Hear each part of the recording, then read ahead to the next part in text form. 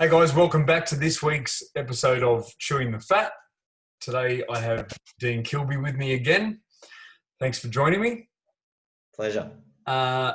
This week I want to have a look at two things. One is the difference the coaching makes in the protocol. I get lots of messages about just tell me what you're doing so I can do it. And it's really not that simple. And I want to go a bit further into that as to what difference the coaching makes to the program versus just eating this and eating that. And also about inflammation. During the week I was at Coles and I sent you a message about some bread I'd found that looked like it was, on the verge of being okay. It was high protein, low carb. And I sent you through the ingredients list and the nutritional info.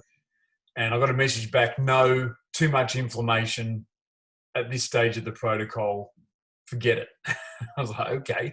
But what struck me was the inflammation side of it was something that I hadn't even considered. It was all just about carbs, fat, and calories for this part of the protocol. And if we start with that, the inflammation doesn't have much to do with being overweight or not overweight in relation to what you're eating, does it? Oh yeah. Yeah, absolutely. If you've got too much inflammation going on in your system, it makes it harder to lose the weight. Yeah, what I'm saying is though, but being not being overweight doesn't necessarily mean the inflammation's not there either. That's right. Right. Yeah. Yeah. So when I put people on protocol, so I have this kind of holistic view. What I'm committed to is not just your skinny backside. Quite frankly, I don't give a damn about how big your ass is or even your waist circumference. I mean, you do. You have those kind of concerns because you have to deal with you day in, day out. I don't, right? You're the one that's got to kind of get dressed and look at yourself naked in the mirror and experience the day-to-day living of your life. What I'm primarily concerned about is impacting or increasing the health span. So, you can talk about health span or longevity, and there's amazing kind of research that's coming out now, and longevity is one of these words that's being used more and more commonly. I was just speaking today with a colleague of mine where I advise a company that's I have to be careful what I say because it hasn't yet launched, but it's going to have a big impact on health and health outcomes, particularly in degenerative diseases. But we were talking about when you look at aging, okay, so we're all aging, yet aging isn't considered a disease. So aging doesn't get the sort of research funding that, say, cardiovascular disease does, or oncological diseases, cancer, etc. They're considered diseases. Even obesity in Australia is not considered a disease. So it's interesting how language impacts what we look at and how it gets handled.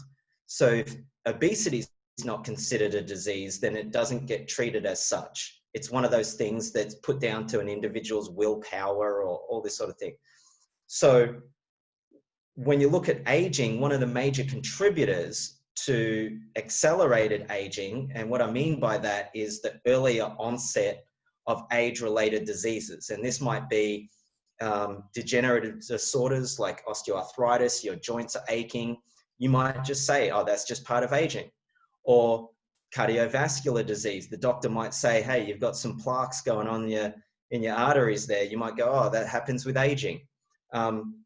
Losing your memory, dementia. It's what most people are terrified of. I don't want to lose my faculties and my memory. And that's often considered a disease of, that's just what happens when you age. Like 1 in 4 people over 85 have dementia. There's an increasing prevalence of earlier onset dementia. And even at the time that someone's diagnosed with dementia, their brain started degenerating 20 years prior to that. Wow. So there's a lot that we need to manage when we think we're okay, because it's going to, at some point, bite us in the ass. And then, stroke, dementia's overtaken stroke as one of the leading causes of death, and type 2 diabetes seems to go hand in hand with obesity. But type 2 diabetes is regarded as a disease, but obesity is not here in Australia. So what's common amongst all of these kind of disorders and et cetera is inflammation. Now, inflammation is, you want to, in its simplest form, you can consider inflammation in two ways. One is acute inflammation, like if you sprain your ankle, or, just then I've broken some blood vessels in my arm. What happens is, white blood cells will infiltrate that area, clean up the mess. It causes an inflammatory response. There's some swelling, there's some heat. That recruits some regenerative cells like stem cells that will come in and put the fire out, so to speak, says to those white blood cells, hey guys, I'm here. We're going to sort it out. And then your tissue starts to heal, remodel, regenerate. That inflammation is important in terms of the healing process. Some women may have had some regenerative techniques done to their face in cosmetic clinics. If the vampire facelift, for example, where they take blood, your own blood, and they get a concentrated fraction of platelets and apply that into your face, either injections and so forth. Sometimes what they do before putting those regenerative substances into your face is they've got to till the soil, so to speak. So you'll use lasers sometimes or needles to kind of cause micro injuries. Right. And that causes somewhat of a local inflammatory response. And what that does is it switches on the healing process. And then if you put the platelets from your blood into your face at that same time, then it starts to remodel and regenerate the tissue and gives a more youthful appearance, right? So people use this from an anti-aging perspective. Now, we do that from aesthetic medicine.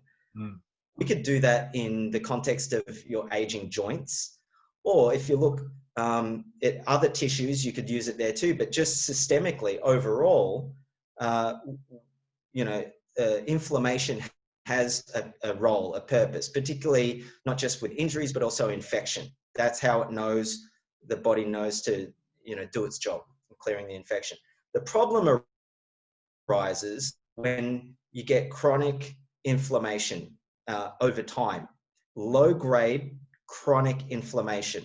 The problem with that is tissue finds it difficult to regenerate appropriately in that background context of inflammation. Right. So you want to handle that aspect of inflammation, and the less inflammation you have in your body over a long period of time, the better in terms of improving the health span or increasing the health span and longevity as well. So what are the things that cause inflammation? Well, everything causes inflammation, but the things that cause inflammation that aren't really that necessary include the types of foods that we eat. And this can either increase certain hormones in your system that further promote inflammation. For example, if you eat too much sugar and stimulate too much insulin to be secreted from your pancreas, insulin is pro-inflammatory. Right. So when clients engage me, I encourage them to go see their GP. I like people to have a really strong, tight relationship with their primary healthcare practitioner. Don't see me in replacement of your doctor. I'm not a doctor. I'm a coach. And I like to empower that relationship between a health consumer and a medical professional.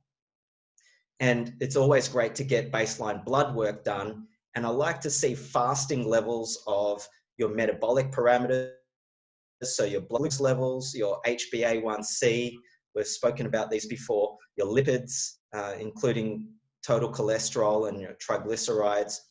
But I also like to see your fasting insulin levels as well. And in addition to that, a marker of inflammation, which is a protein called C-reactive protein, or CRP. People that are, obese, they generally are caught in this hormonal imbalance where their pancreas chronically oversecretes insulin, even in the fasting state. So they haven't eaten anything for 12 hours, they get their bloods taken and their insulin levels are too high. Yeah, right. Okay. Even if your blood glucose levels and HbA1c are in the normal range, the doctor might see your numbers and go, yeah, they're normal. I want to know, how hard is your pancreas working to keep them in that normal range? And if your insulin levels are too high, that's an indicator of insulin resistance. Right. So your cells and tissues aren't responding to the appropriate amounts or normal amounts of insulin. So your pancreas has to make more. Now, insulin is pro-inflammatory. What else is pro-inflammatory? Well, that depends on your gut microbiome as well. So if you've got an inappropriate constitution of your gut microbiome, that's going to cause local inflammation in your gut. So a lot of people might experience that as bloating, just really uncomfortable in the gut, a lot of gas. There's what else? If you've got the wrong sort of constitution of your gut microbiome, you may not absorb nutrients appropriately, digest food properly. You might have inability or oversensitivity to certain foods that you just can't eat, that upset you too much. All these things. It seems that, we've got to take care of our brain, and what's good for the heart is good for the brain, but you've got to do what's good for your gut as well. It's critical. So if you've got, if you've had an illness in the past, or you've had surgery or whatever, and you've had a lot of antibiotics pumped into you, that's going to mess with your gut microbiome. So antibiotics are one of these necessary evils where, if we didn't have antibiotics, we'd all be dead. I think we spoke about this last week. Yeah, we touched on it. We touched on the gut microbiome. But you need antibiotics. But you've got to consider, like, say, for example, if you've got an ear infection, you've got to take that antibiotic in a high enough dose that it goes from your mouth to your gut, gets absorbed through your intestines into your bloodstream, and then travels up into your ear in high enough concentration to kill that bacteria and therefore reduce that local inflammatory response to the infection that's causing the pain. So if you can then get, in what dose is that drug, that antibiotic, hitting my gut, my intestinal microflora? It's like an atomic bomb going off, and it leaves somewhat of a desert, right? There's a lot of susceptible bacteria that we need that gets killed by that antibiotic. What can sometimes happen is then you'll eat the wrong foods, or whatever foods that you'll eat, bacteria from the food can then go down and start to populate that area, or bacteria from lower down in your colon can opportunistic, and they might start to populate that area that's now available to them, where previously it was populated by other bacteria that kept them at bay. Right. So now your gut starts to get constituted by bacteria that's causing problems. This can cause issues like gastroesophageal reflux disorder. So if people experience acid reflux, heartburn, etc., a messed up gut microbiome can, be the cause of that. But all of this causes inflammation, and there's a term that gets used called inflammaging. So the more inflammation you have, the faster the rate at which you age. Right. And everyone wants to die young as late as possible. Yeah. Right. So when people engage me, what I'm concerned about, the overarching context, is how many more years can we add to your health span? Quality. So how many more years can we add to your life, and how much more life can we add to your years as well? I don't just want people to, live longer. I want people to live longer, but productively and with a level of aliveness that this opportunity of being alive, really ought to be about. So if you consume foods that increase inflammation, it's going to have a detrimental impact on how you age. So That's what I was going to sugar's say. one. Yeah. Grains and dairy are two other major ones. If you just dramatically limit dairy and grains from your diet, it's going to have a huge impact. Just a huge impact on decreasing the inflammation. Your gut will thank you for it, but so will your brain. People will start to be able to think again. People will be able to, this is why intellectual effort is like the worst kind of effort. Like, people fear intellectual effort. Don't make me have to freaking think, right?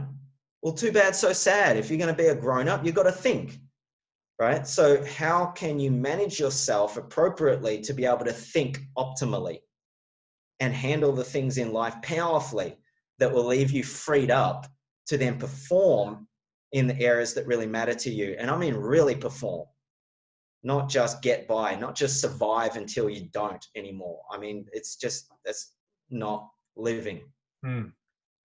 So yeah, foods that, I mean, you were asking about bread or something Is it like any this. grains at all? I mean, you see different, whole wheat and ancient grains and all this sort of marketing type of stuff. Is it just any grains whatsoever, or are there certain Oh, grains look, that are better? there are certain grains that are better than others.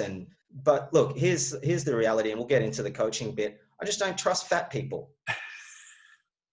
I don't trust fat people to think for themselves. I don't trust fat people to do what they're told. I don't to eat the quantities that you should. If you knew what you were doing, no. So I like it. No grains, no bread either. I don't want you eating anything that even looks like bread. Yeah. Even if it fits technically on the protocol, well, this bread's got this many carbohydrates and it's high protein and all this sort of stuff. Look, personally, I eat some of those breads. I think they're fantastic. But if your fat ass is having to pay me to get well, I don't want you eating anything that looks like bread. Why? You've got to learn sacrifice. You haven't learned that yet. It's not that big a deal. Don't eat bread for a period of time and you extend the health span by 10 years. Now, who wouldn't, at the end of their life, give everything that they've ever generated, that they currently own, that they have already experienced? Wouldn't you give all of that up just for another 10 years? Wouldn't you want to just be alive? Wouldn't you want to be healthful? Wouldn't you want to be able to engage and interact with the people that you care about, those that you're going to leave behind at some point in the future? Wouldn't you want more time with them? So if someone's going to argue with me over, oh, but I need to eat my chocolate, shut the heck up. I need to eat my bread. No, you don't. Oh, but I need my beer at the end of the night. No, you need to grow up. By the way, this is how I coach. Well, let's get on to that, because I interviewed Alan during the week and also Joe today, and I was touching on how this isn't just a diet protocol to lose weight and tell me what to eat, and I'll fill out a sheet and send you what I ate every day and all that sort of thing. A big part of it, and probably the most important and crucial part of it, is the coaching side of it. So let's talk a little bit about that. What happens, we've had Alan and Joe, I think, both said, I was scared to tell Dean this. I was like, what are you scared of? I've never been scared to tell you anything. But yeah, let's get into the coaching side of it. Let's have a look at what that has as an impact on the outcomes of the protocol. Yeah. So it's interesting that some people say, oh, I was scared to tell Dean. No, it's not that they're scared to tell me. It's they're scared to step out of line. Right? And look, it's not that dissimilar to parenting. Yeah. Or if you look back at your own experience of being parented when we were young, there were things that, you would do that you would never tell your parents. Why? Because that they were going to come down on you like a ton of bricks. Even if they never did, and most parents don't, but the experience was that you don't want to let them down. You don't want to disappoint. Why? Because they love you and that you matter to them, and that it would just be just such a violation Mm. of trust in that relationship. And that's what people start to value, is the relationship and the trust and the commitment that a coach brings to that person having what they say they actually want. Mm. There are very few relationships in one's life that are as sacred as a coach to coachee or coachee to coach, or however which way you look at it. Because as a coach, you lead the way in that you put your ass on the line for another person having a miracle in theirs. And it's the miracle that they want. And when people act juvenile and like delinquents and complain and all this sort of stuff, it's such a dishonor to the game that we're actually playing together. Right? So it's powerful to be in that kind of a relationship. And what does a coach provide? Well, I'm not a psychologist. I'm not your doctor. I'm not your friend. I'm not a confidant. I'm not your priest, so yet people, and I'm not a teacher. So then what the heck is a coach? Well, I'm a safe space for people to express what they really want. So if we go back, when people engage me, those first couple of conversations, what you really want to get clear about is what is it that you want. And people go after what they think they can have. They rarely go after what they really want. Mm. And what a coach creates is a space that's so safe and so empowering that you can actually freely express what it is that you really want. Yeah. That's the first thing. That's like just so freeing for people to actually communicate what it is that they really want and what they're really dealing with, that they at least can see for themselves that's in the way. And then a coach provides a unique vantage point, a unique perspective, because a coach can see what you can't see. For example, that conversation about inflammation and foods that are inflammatory, grains and dairy, that's going to cause too much inflammation in the gut. I mean, for the most part, people look at a food label and they see a protein powder or whatever it might be, and it's, it's got however many grams of protein and it's low carb and there's no fat in it. And they go, this is fantastic. Yet I'll say to them, yeah, but how are they making it so sweet? Maybe it's got excess amounts of sugar alcohols and the sorbitol is going to have a laxative effect on you. Or it's whey protein concentrate and you're telling me that you're lactose intolerant. That's going to have some lactose in there. The concentrate it is a little bit more inflammatory in some people compared to the whey protein isolate, for example. Or why the heck have they put the MCT oil in there? It's unnecessary. You don't want those extra calories from fat. You're on a weight loss program. And everyone's obsessed with high fat intake when you're on a so-called keto diet these days. It's like people don't understand the basic biochemistry. And it's not their fault, because I'm reading articles from credible sources that are saying that what's necessary to put the body into ketosis is a high fat intake. It's just not true.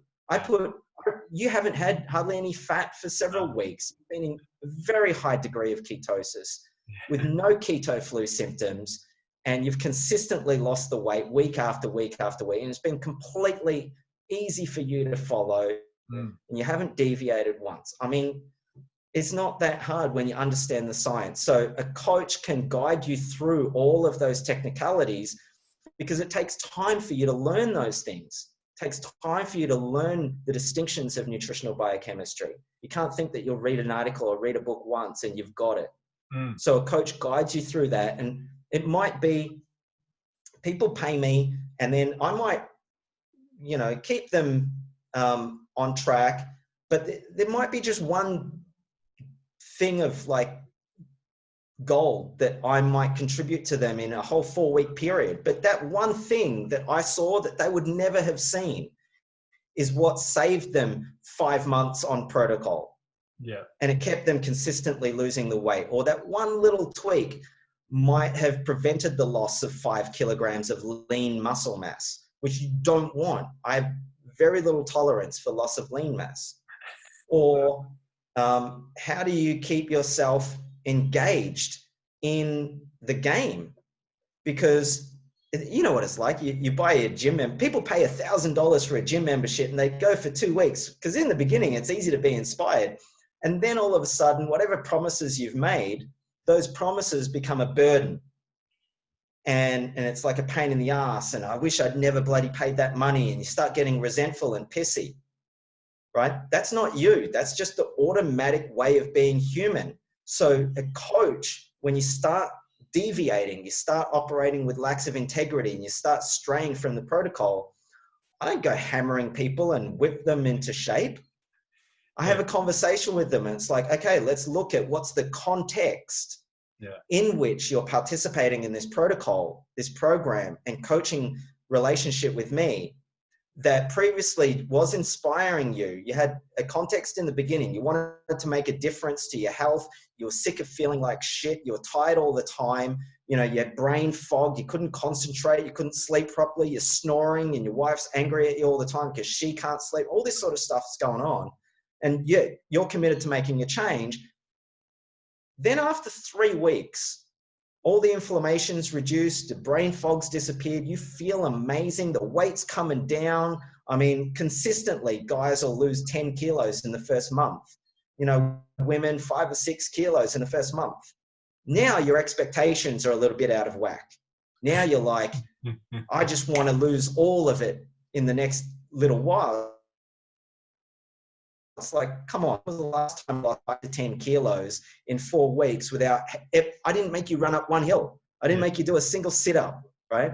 When was the last time you did it that sourcefully, that healthfully, and then your expectations get out of whack? So I've got to keep people not just on protocol, so they're losing the weight. And then when they've lost the weight, I have to coach them to sustain that and learn the behaviors that over time will empower them to maintain that level of healthfulness for the rest of their life. I don't want people dying from heart disease, type 2 diabetes, stroke, dementia, or cancer. You know, die from something else way more fascinating and interesting. You know, die from something that will create a really great story for your grandchildren to share about at their schools. Not, oh yeah, my grandfather died from a heart attack. Everybody's does. It's so beige. And it's great because it's what Joe was talking about earlier today, with the, you know, all the stuff that she tried before with different programs and different fitness regimes and different health plans and whatever. One of the things she mentioned was the biggest difference is the education for her about the why and what she's eating, so that it all makes sense, so that when you're not around anymore, she's armed with what she needs to be able to keep going the same way. Versus, well, you know, that's fine for when I want to lose weight, but now why am I putting on weight again now? Yes. Yeah. And it's all about performance. It's like because the universe only responds to action or inaction. It doesn't respond to well-meaning thoughts or good intentions or all that bullshit that everybody else seems to focus on. And, you know, from writing checks to themselves and all this kind of crazy. No, it's like, you know, training my daughter. She can ask me for anything that she wants, right? And she does. She asks me for a lot of things. And she knows that I'm, you know, I have the right to say yes or no. And if it's yes, how she gets it is she freaking well earns it. You don't just get things by wanting it. And this is, now, when I say this, it makes sense to people. If you're listening, you're going to go, of course, that's just a silly thing to even point out. Yeah, you watch the way that you live your life. That ain't it. You think that if you don't accomplish something, there's a conversation there in your head that's going, oh, I mustn't have wanted it enough. So then you get busy trying to want it more. I don't know how you do that anyway. And then you get caught in these silly conversations about lack of willpower. I don't even know what willpower is.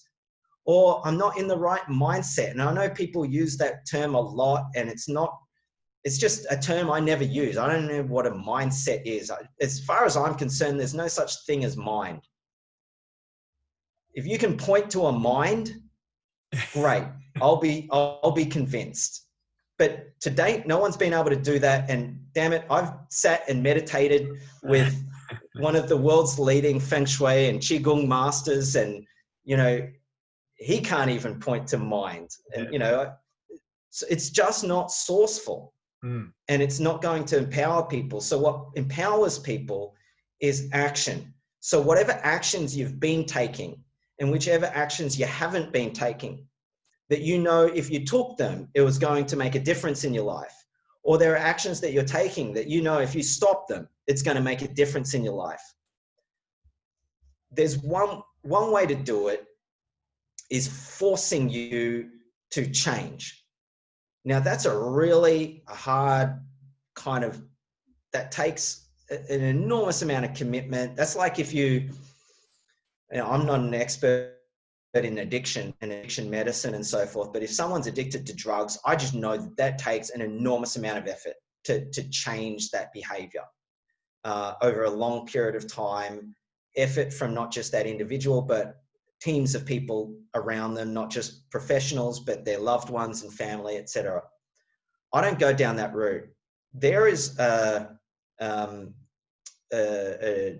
coaching modality called phenomenology and ontology, where you can literally distinguish, like in language, articulate the way in which that situation occurs to you.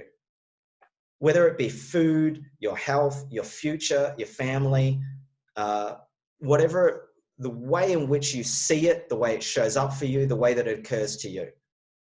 That occurring world is created in language, which is fantastic because that's malleable. Yeah. Now, why is that critical? Your actions, the way in which you behave, is perfectly correlated, like in a dance with the way in which the situation occurs to you.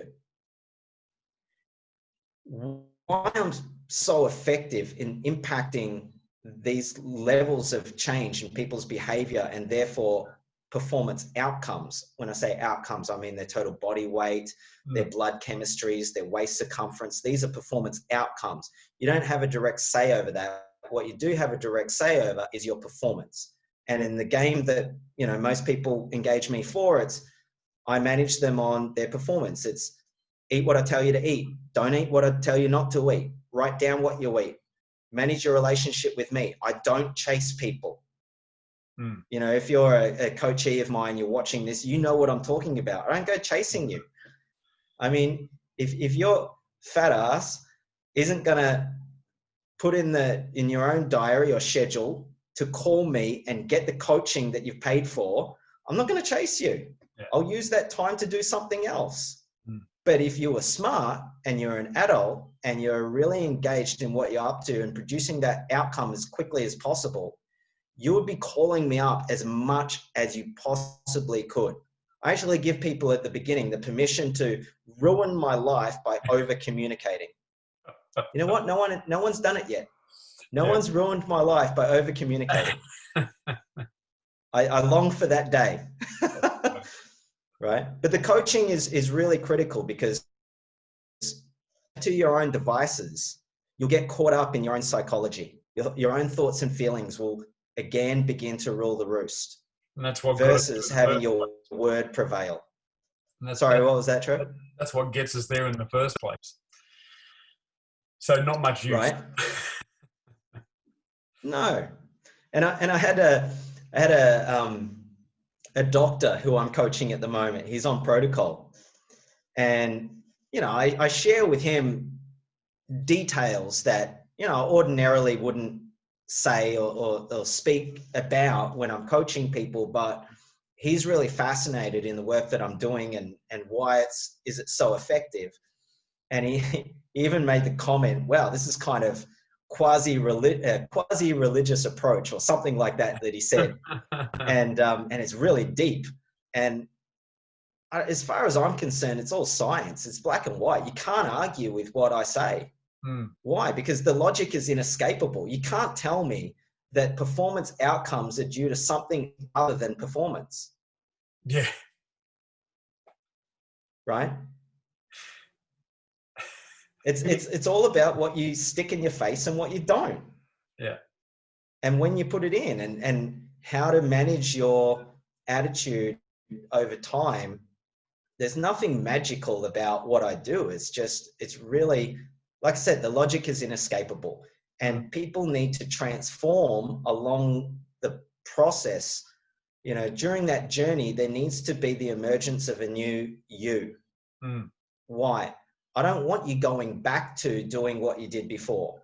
Yeah. This is this is a this isn't like I'll engage Dean for a little bit to lose some kilos, and then I can go back doing what I don't. Save your money. Yeah. Yeah.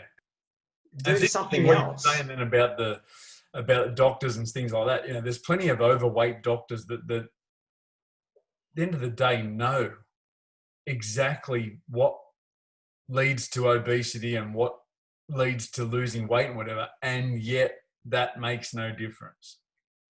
Yeah, yeah, exactly. It's interesting when you ask that question to people. You know, who knows how to lose weight, right?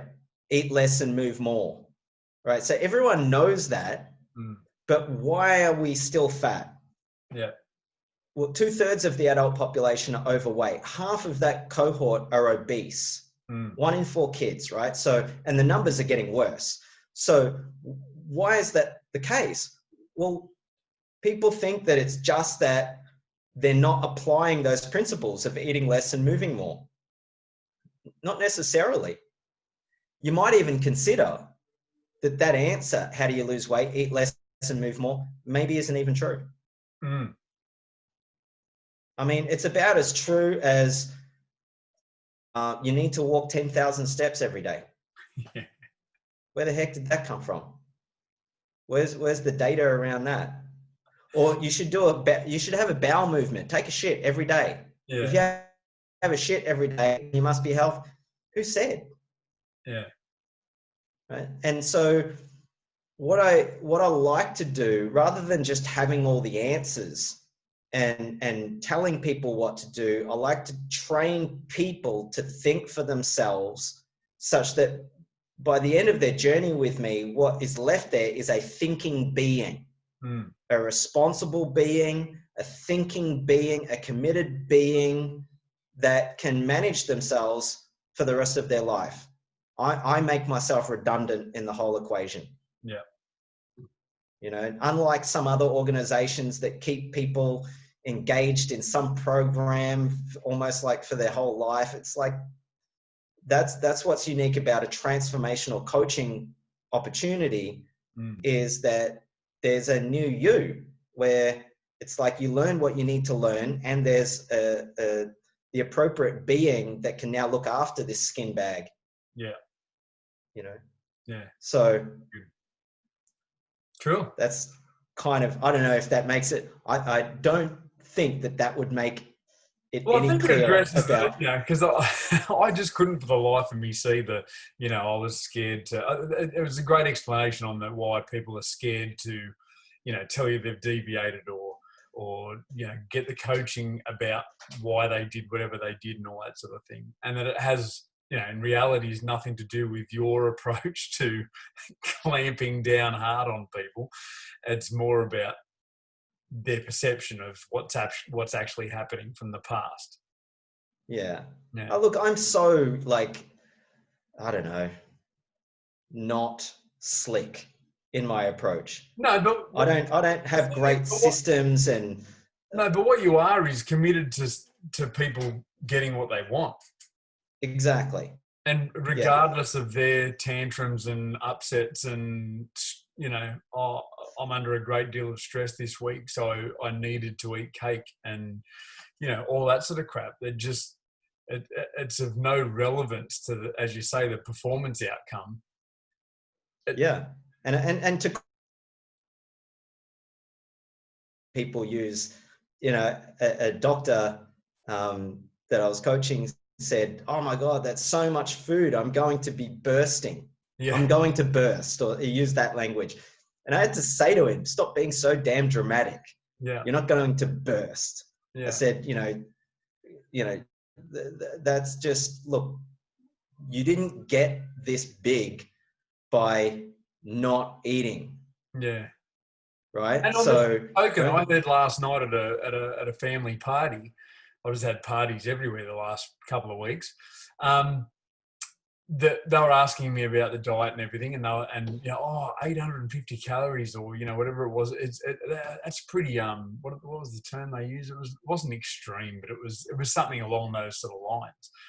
And I said, yeah, but it's not about that. You're equating the calories to whether I feel full or not. And it's two completely separate things. I'm actually eating more regularly and feel more full more of the time than I did previous, when I wasn't eating most of the day and then just eating some stupid amount at night and going to bed where I didn't feel full because I was asleep. Yeah.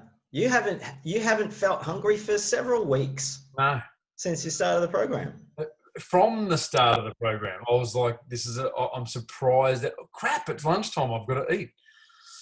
It was really surprising. So it's not like I said, it's not about that, the calorie intake or the nutritional intake of it, so much as the volume of food that I get to eat, which is then on the flip side, you say the doctor's saying I can't eat that much food. Exactly the same, which is just rubbish. Two different perceptions. Totally. It's like, if you're not, Anyway, there's heaps I could say about that, but look, people have to learn how to eat less. Yeah. Total calories, but the volume of food and the frequency with which you eat is quite substantial. Yeah. I mean, people are always complaining, oh my God, there's too much food. How do I eat it all? Right? In the beginning, it's like, oh my God, I can't eat all. What am I going to eat? One of my mates messaged me and said, can I split the vegetables and the protein shake later? Because I can't eat them. Like I just ate breakfast a few hours ago, and I said, no, you got to eat them. Yeah. Everything gets regulated. And look, here's what we know in pretty much every organism studied in the laboratory. If you decrease the total caloric intake, even by 30%, that organism's going to live about 30% longer. Yeah. Yeah. So people have to learn to eat less total calories and eat less of the inflammatory type foods. So, grains and dairy and saturated fats and all that sort of stuff, right? Yeah. You don't want to overstimulate your pancreas to release all that insulin. And every hormone has a counterbalance hormone. And, when insulin comes down and glucagon levels can normalize, glucagon is anti-inflammatory. So we've seen there was a cancer institute in the United States that put a bunch of breast cancer survivors on this protocol in 19 weeks. Not only did they lose just shy of 20% of their total body weight, but their C-reactive protein, as I said earlier, which is a marker of inflammation, reduced by 40% in 19 weeks. Wow. So when doctors see that, it's like, well, no wonder they were able to recover and heal and regenerate and get well. If you're reducing, and that's a real key point to any kind of longevity program, is you want to regulate and decrease that overall inflammatory response to eating. Cool. All right, we might leave it there. That was a pretty exciting topic today. I've got a lot out of that. I hope you guys did too. Any questions, feel free to shoot myself or Dean a message, and I'll be on during the week again with another talk with one of the other people on the protocol, see how they're going. And we'll be back next Sunday with another episode of Chewing the Fat with Dean Kilby and myself. Thanks, Dean. Awesome. Thank you, Trevor. See you guys.